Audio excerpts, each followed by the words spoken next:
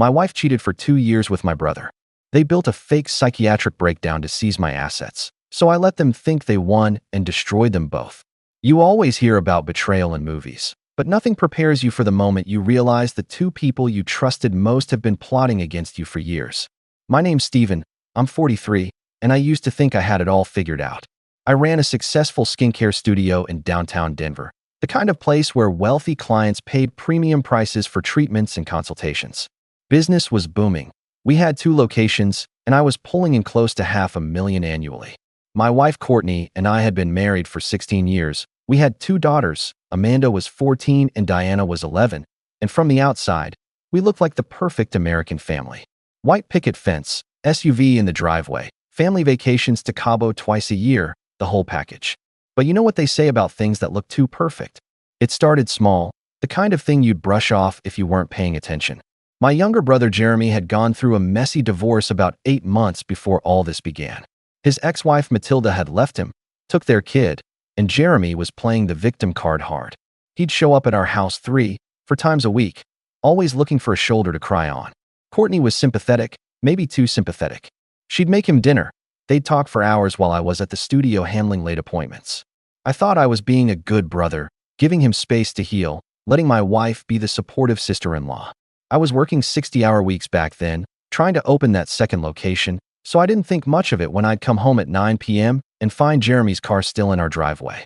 The first real warning sign came on a Tuesday night in March. I woke up around 2 a.m. to use the bathroom, and I noticed the glow of Courtney's phone under the covers. She was texting someone, and when she heard me move, she locked the screen so fast, it was almost aggressive. I asked who she was talking to at 2 in the morning, and she snapped back, "It's my sister having a crisis." I accepted it because what else was I supposed to do? Accuse my wife of lying without proof? But something felt off. You know that gut feeling you get when someone's not being straight with you? I started noticing other things after that.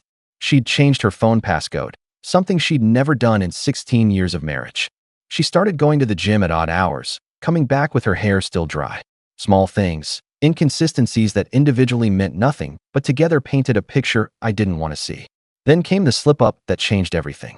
I was helping Diana with her homework one evening, and she casually mentioned that Uncle Jeremy had brought them McDonald's for lunch the previous Saturday. That was weird because I'd been at a conference in Phoenix that weekend, and Courtney had told me she'd taken the girls to her mom's place. I didn't confront anyone right away. I just filed it away in my mental folder of strange occurrences. I started paying closer attention to schedules, to patterns. Jeremy's visits always seemed to coincide with my business trips or late work nights. The home security cameras we'd installed 2 years prior had mysteriously stopped recording around the time Jeremy's divorce was finalized. Courtney said they were broken, that she'd call someone to fix them, but weeks passed and nothing happened. The breaking point came from an unexpected source. Our neighbor Mrs. Patterson, this sweet 70-year-old lady who lived across the street, mentioned in passing that she'd seen Courtney and Jeremy having coffee at that little cafe downtown, the one near the art museum. She said they looked very cozy, very comfortable together. She didn't say it with any malice, just making conversation, but the way she paused before saying cozy told me she'd noticed something too. That evening I brought it up casually over dinner. I said Mrs. Patterson mentioned seeing Courtney and Jeremy at the cafe, and I watched my wife's face carefully. For just a second, maybe half a second, I saw panic flash across her features before she smoothed it into annoyance. She went off on me, her voice rising as she said, "You're acting like a jealous teenager. This is ridiculous." She told me Jeremy was family and she was just being supportive during his difficult time.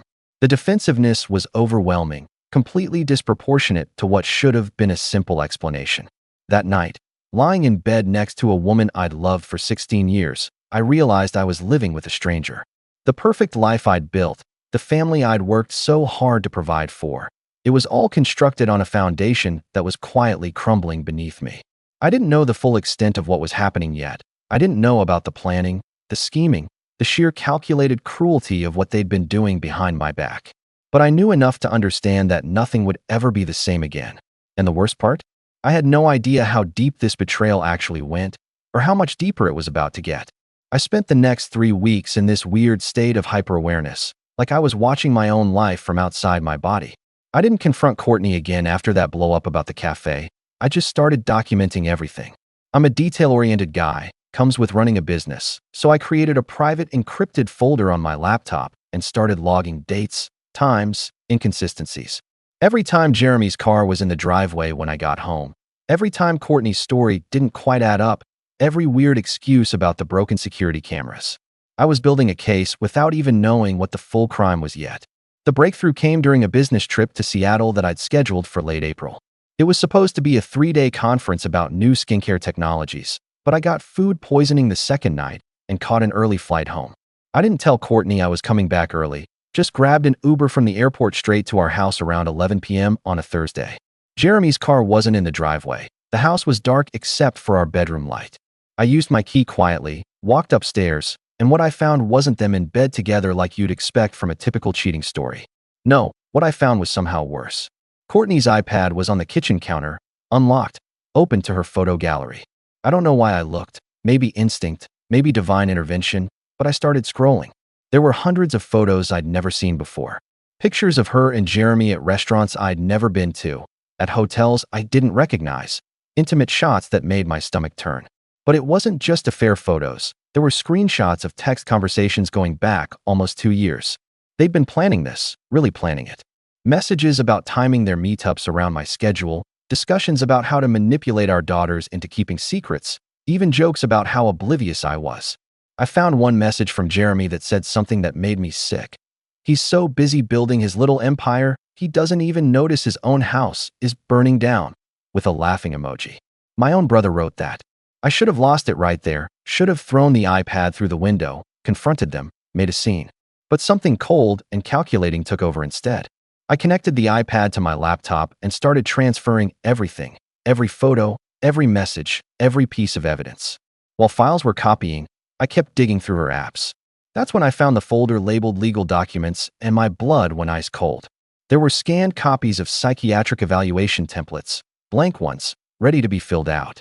There were notes in Courtney's handwriting about my erratic behavior and mood swings that never happened. There was a draft email to a lawyer discussing options for involuntary psychiatric commitment and asset protection during mental health crises. They weren't just having an affair, they were building a legal framework to have me declared mentally incompetent. The plan was there in black and white, documented like a business proposal. They'd manufacture a psychiatric emergency, get me committed for evaluation, and while I was locked up unable to defend myself, they'd move assets, close accounts, take control of my business. Jeremy had even researched Colorado's laws about M1 holds, how long they could keep someone detained for mental health evaluation, what paperwork was needed. My wife and my brother had spent 2 years not just betraying me, but constructing an elaborate legal trap to steal everything I'd built. I finished copying everything, put the iPad back exactly where I found it, and went upstairs. Courtney was asleep in our bed, peaceful as could be. I stood in the doorway for a long time just watching her, wondering how someone could sleep so soundly while plotting to destroy another person's life. I didn't sleep that night, just sat in my home office going through every file I'd copied, understanding the full scope of what they'd planned. Around 6 a.m. I heard her alarm go off, heard her get up and start her normal morning routine. I went downstairs, made coffee, and when she came into the kitchen, I kissed her good morning like nothing was wrong. She asked how Seattle was, and I lied smoothly, told her it was productive, that I'd learned a lot. She smiled and said she was glad, that she'd missed me. The casual cruelty of it was almost impressive. I kept up the act for 2 more weeks while I did my own research and planning. I reached out to Matilda, Jeremy's ex-wife, through a mutual friend. We met at a Starbucks in a different part of town, and she confirmed everything I'd suspected and more. She told me Jeremy was a pathological liar, that he'd cheated throughout their marriage, that he'd tried to manipulate her into signing away rights to their son during the divorce. She said he'd always been jealous of me, of my success, that he'd made comments for years about how I didn't deserve what I had. She apologized for not warning me sooner, said she tried to cut all ties and move on with her life. I told her it wasn't her fault, that I was grateful she was willing to talk to me now. With Matilda's information and my own evidence, I started putting together a counter-strategy. I'm not a lawyer, but I know how to research, how to plan, how to execute. I went back through our home network logs and found that Jeremy had been accessing our Wi-Fi for months, probably syncing his own devices to coordinate with Courtney. I installed monitoring software on our router, completely legal since I own the network, and suddenly I could see every website they visited, every cloud service they accessed. I got into Courtney's iCloud account using an old password she'd recycled, And since I still had access to her recovery email that I'd set up years ago when we first got iPhones, I was able to bypass the two-factor authentication without her knowing. Inside, I found even more evidence. Calendar appointments labeled as gym that corresponded with hotel bookings, shared documents with Jeremy about our future together with multiple exclamation points like they were planning a fun vacation instead of destroying a family. The most damning thing I found was a voice memo on her phone from 3 weeks earlier. It was Courtney and Jeremy discussing their timeline, how they needed to move faster because I was starting to ask questions. Jeremy's voice on the recording said something that made my blood run cold. "We just need one good incident, one public breakdown, and we can get him committed for 72 hours minimum. That's plenty of time to get the paperwork filed." And Courtney agreed, said she'd been documenting my supposed erratic behavior for months. They talked about my business like it was already theirs, discussed which properties to sell first, how to liquidate my retirement accounts. They'd planned everything down to which lawyers to use, which doctors would sign off on psychiatric evaluations without asking too many questions. I saved everything to multiple encrypted drives, uploaded copies to secure cloud storage, and made sure I had backups of backups. Every night, I came home and played the devoted husband, helped the girls with homework, had family dinners where I smiled and laughed while sitting across from two people who were actively plotting my destruction. It was the hardest acting job of my life, but I needed time to prepare my own plan. Because I realized something important during those weeks of pretending, I wasn't interested in just exposing them or getting a divorce. They tried to trap me in a cage of their own making, tried to steal my sanity, my freedom, my life's work. So I decided I wasn't going to just escape their trap. I was going to burn the whole thing down around them and walk away while they dealt with the ashes. The cold part was how calm I felt about it, how clear everything became once I understood the full picture. They'd made their choice. Now I'd make mine, and mine would be permanent. The thing about revenge is that it works best when nobody sees it coming. I spent 6 weeks preparing my exit strategy while maintaining the perfect facade of oblivious husband. During that time, I quietly restructured everything they thought they'd steal. I transferred ownership of my skincare studios to a trust I'd established in Delaware years before I even met Courtney, moved most of my liquid assets to secure investment accounts in the Cayman Islands that I'd opened during a business expansion phase she didn't know about, and converted our joint investments into cryptocurrency wallets and private equity holdings that I physically secured in a safety deposit box at a bank she'd never heard of. Every move was legal. Every transaction documented properly with proper FBAR reporting to the IRS, because unlike them, I wasn't planning to break any laws. The house was trickier since Colorado is a marital property state, but I'd been smart when we bought it. Back when I started my first studio, I created an LLC for asset protection, and that LLC technically owned our house. Courtney had never paid attention to the paperwork, just signed where I told her to sign, thinking it was standard business stuff. So legally, I didn't need her permission to sell an asset owned by my business entity. I discovered through county records that our property had some serious foundation issues the previous owner never disclosed, issues that would cost nearly $200,000 to fix properly. I hired an independent inspector who confirmed the problems, got everything documented, then quietly listed the house through the LLC with a real estate agent in Colorado Springs.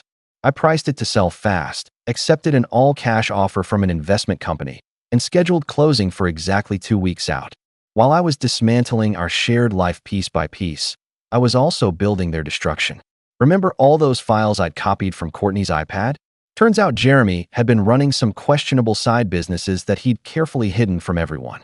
Shell companies registered in Wyoming, LLCs with vague purposes, money moving between accounts in patterns that looked an awful lot like tax evasion and money laundering. I compiled everything into a neat package, complete with bank statements I'd obtained through the monitoring software, transaction records, and communications between him and Courtney about moving money. Then I sent it all anonymously to the IRS, the Colorado Department of Revenue, and for good measure, the FBI's Financial Crimes Division. I also reached out to some of Jeremy's former business partners, people he'd screwed over during deals.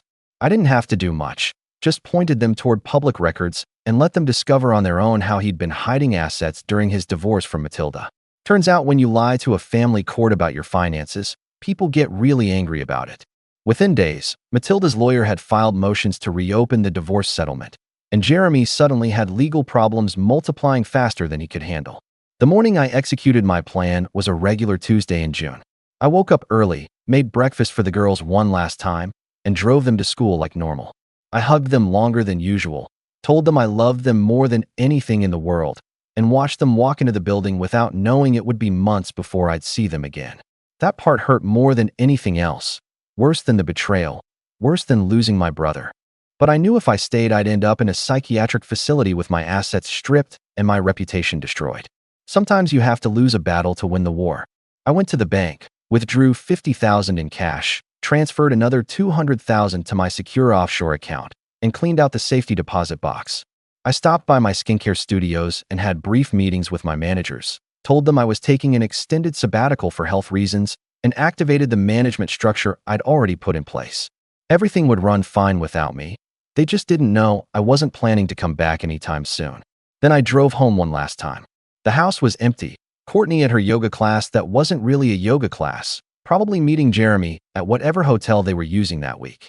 I packed 2 suitcases with essentials, grabbed my passport and the documents I needed, and left 4 envelopes on the kitchen counter.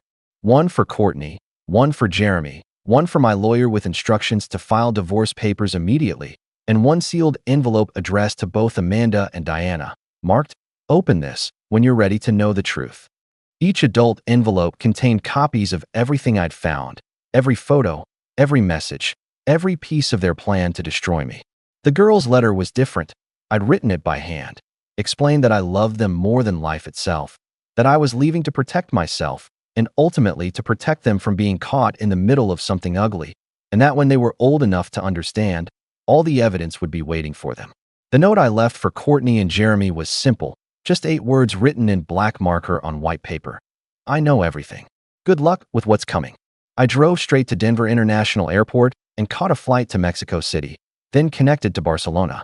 By the time Courtney found the envelopes and realized what had happened, I was 35,000 feet over the Atlantic Ocean, drinking scotch and feeling lighter than I had in years. I'd left my phone in a trash can at the airport after sending one final email to my lawyer authorizing him to proceed with everything. Over the next 3 months, I watched from Spain as everything unfolded exactly as I'd planned. The IRS audit hit Jeremy first, froze all his accounts, seized his assets. The financial crimes investigation expanded to include Courtney since she'd been part of several of his shell companies. Her name was on documents. She'd signed paperwork. She was in deep whether she realized it or not. The house sale went through. The money went into escrow for divorce proceedings that Courtney couldn't stop because she was too busy dealing with federal investigators. Her little boutique consulting business collapsed when clients found out she was under investigation. Amanda and Diana went to live with Courtney's mother, and according to my lawyer, they were angry at me, confused about why I'd abandoned them, believing whatever story their mother had told them about my sudden disappearance. That hurt worse than anything, but I knew it was temporary. I knew the truth would come out eventually. Jeremy got arrested 4 months after I left. Wire fraud, tax evasion, money laundering, and about 6 other charges I can't even remember. Last I heard, he took a plea deal for 8 years in federal prison. Courtney avoided criminal charges, but lost everything in the divorce. The house money went mostly to legal fees and tax penalties, and she had to declare bankruptcy. Her lawyer tried to argue I'd hidden assets, but everything I'd done was legal and properly documented. The LLC ownership of the house was legitimate, the offshore accounts were properly reported, and the prenup we'd signed before marriage held up perfectly in court. About 7 months after I left, I got an email from Amanda. It was short, angry, full of words like abandonment and coward. She said I'd destroyed their family, that their mom was struggling, that everyone at school knew about the scandal. I didn't respond right away, just sent her a simple message. I left you a letter. When you're ready to read it, you'll understand. I love you both. Dad. Another 5 months passed before I heard from her again. This time the email was different. She'd turned 16, found the sealed envelope I'd left, and read it with Diana. She'd also apparently demanded to see all the divorce paperwork, all the evidence. Her second email started with, "Oh my God, Dad," and continued with apologies, tears expressed through text, and disbelief at what their mother and uncle had planned. She said they'd tried to protect me by deleting security footage when their mom asked, thinking they were helping with some kind of surprise, not realizing they were helping cover up an affair. She said she felt sick about it, that Diana was devastated, that they both wanted to talk to me. We started video calling weekly after that. I showed them evidence when they asked for it, answered their questions honestly but carefully, never badmouthed their mother despite everything. Just let the facts speak for themselves. They were old enough to process it, old enough to understand that sometimes the people you love make terrible choices. By the time they graduated high school, we'd rebuilt something real, something honest. 2 years after I left, I came back to the States for a week to handle some final business paperwork and to see the girls in person. We met in Boulder, spent 3 days together, cried a lot, laughed some too, and started properly healing. On my last day before flying back to Portugal, I was having coffee at a diner near my old neighborhood when I saw her. Courtney was working there, wearing a name tag and a polyester uniform, taking orders and clearing tables. She'd aged 10 years in two. Her hair was different, cheaper, cut short and simple, and she had this defeated look that made her seem small and tired. She saw me, froze with a coffee pot in her hand, and for a moment I thought she might run. Instead, she walked over to my table slowly, like someone approaching a wild animal. She asked quietly if she could sit down, and I said sure. She apologized, said she knew it didn't mean anything now, but she was sorry for everything, that she'd destroyed her own life chasing something that was never real. She said Jeremy had manipulated her, made her believe they could have this perfect life together if they just got rid of me, that she'd been stupid and selfish and blinded by something she couldn't even explain. She said losing the girl's trust was worse than losing everything else combined. I listened without saying much, just let her talk, watched her hands shake as she twisted a napkin into pieces. Then I told her something I'd been thinking about for 2 years. I said I didn't destroy her life, that she'd done that herself the moment she decided to betray someone who loved her. I told her the consequences she was facing weren't my revenge, they were just reality catching up to choices she'd made. I told her I'd forgiven her not because she deserved it, but because I deserved peace. I finished my coffee, left a $100 tip with a note that said for who you used to be, and walked out. I never saw her again. These days I live in Portugal, run my business remotely through my management team, and sleep better than I ever did in that big house in Denver. The girls visit me twice a year. We're building something better than what we had before, something based on honesty instead of comfortable lies. Sometimes people ask if I regret how I handled it, if I wish I tried to work things out or taken the high road. The answer is no, not even a little bit. They tried to cage me, tried to steal my sanity and my freedom, and I burned their world down instead. But more than that, I got my daughters back, I got my peace back, and I got my life back on my own terms. And honestly, I'd do it exactly the same way again. What do you think about this story? Let me know in the comments, drop a like, and don't forget to subscribe for more real-life stories.